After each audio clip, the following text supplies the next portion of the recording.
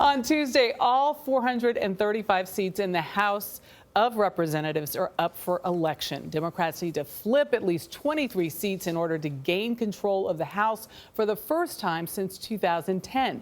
Republicans find themselves on the defensive. Of the 66 most hotly contested races, the GOP is defending 60 of the seats.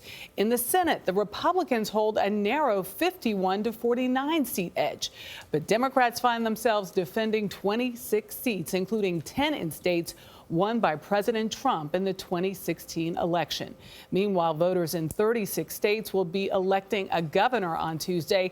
That includes two closely watched and fiercely contested races in Florida and Georgia. Let's get some insight on the election. For that, we turn to Philip Bump, national correspondent for the Washington Post. Philip, good morning. Good morning, sir. Let's talk about, traditionally in a midterm election, turnout is down. That's right. But in early and absentee voting, we're actually in some states seeing a huge acceleration in voting, aren't we? That's right, and it's sort of hard to read what that means, right? Yeah. Because first of all, we're contrasting 2014, which was one of those low turnout midterm elections, so it's a little easier to get more turnout. Yep. But also, we're seeing an increase in early voting in general anyway, right? And so I looked at this last week. Most of those people who are early voting are people who vote all the time anyway. They may Yep. just be going to vote early because it's more convenient to do so. Right. It's hard to say what that means at this point in time, and we'll really be able to evaluate that better after Tuesday. When you say hard to say what it means, you mean for which party that may serve more? Right, exactly. I mean, a surge in voting, generally speaking, is going to be beneficial to the Democrats. One of the reasons Republicans typically do well in midterm elections is because Democrats don't turn out as heavily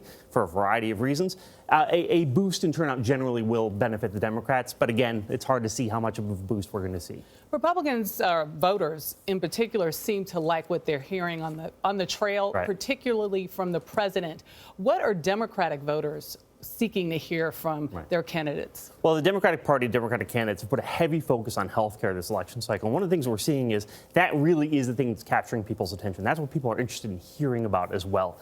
I think President Trump has very effectively changed the conversation to a large extent to immigration in a way that I think he thinks will help energize his base. But it really, health care is the thing that we've seen both Democratic candidates talking about and what people are really sort of focusing on as they're thinking about their vote. We heard the president concede that he might lose the House, the Republicans might lose the House.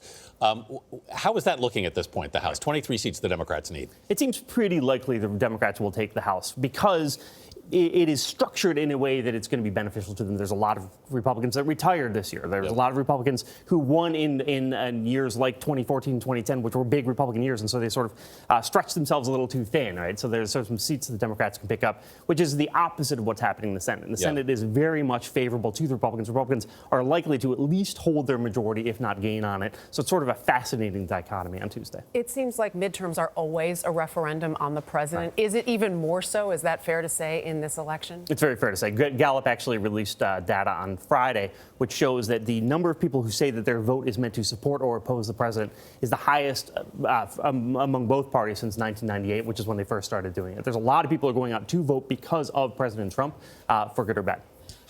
Voter suppression. I want to hit on this. Sure. Just how much might that impact what is taking place across this nation, from the new voter ID laws to election polling places closing or essentially keeping voters away from the polls? Right. Well, this is also something that's pretty contested, is the effect that you can have with voter suppression. We saw there was a study that was done that I think showed something like 100,000 people in two states, Kansas and Tennessee, in 2012, were prevented from voting because of new voter ID laws that made it harder for them to go out and cast ballots.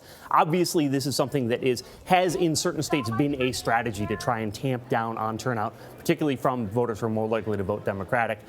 It's hard to say at this point, though, what the effect is going to be. We've looked at this in Georgia. Georgia, obviously, is a state where this is being closely watched. And again, it's one of those things that we're going to have to sort of come back after the fact and say, how much of an effect did this have? All right, Philip Bump, we appreciate the insight. It's hours to go now, not just days. Crazy. And CBS News will have live coverage of the midterm elections on Tuesday, beginning on our streaming service, CBSN, at 5/4 Central. And stay with CBS for complete election night coverage starting at 8/7 Central.